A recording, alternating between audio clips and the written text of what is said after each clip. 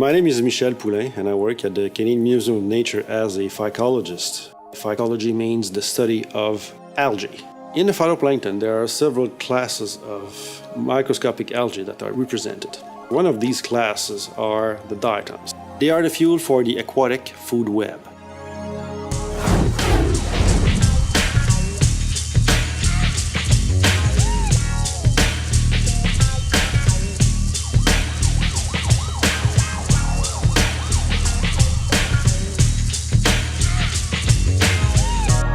My area of expertise is the polar system, and more precisely the Canadian Arctic. We have the advantage of using a platform for field work, which is a Canadian Coast Guard icebreaker that has been retrofitted with state-of-the-art scientific equipment on board.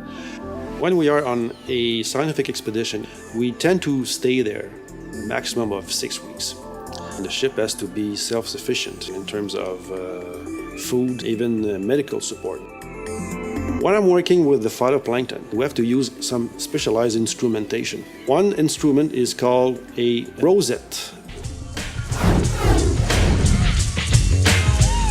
The rosette is a metallic structure holding in a circle sampling bottle which has a capacity of about 12 liters each. When we are lowering down this big rosette that holds about 24 bottles, it just goes down into the water column, and electronically from the deck we can just close a specific bottle at a specific water depth to collect the phytoplankton that are living at that depth. And we do that up to the surface. There's a suite of probe underneath the rosette that can measure the salinity of the water. Same thing with the water temperature. Can also give estimation of some nutrient level in the water system, as well as the oxygen.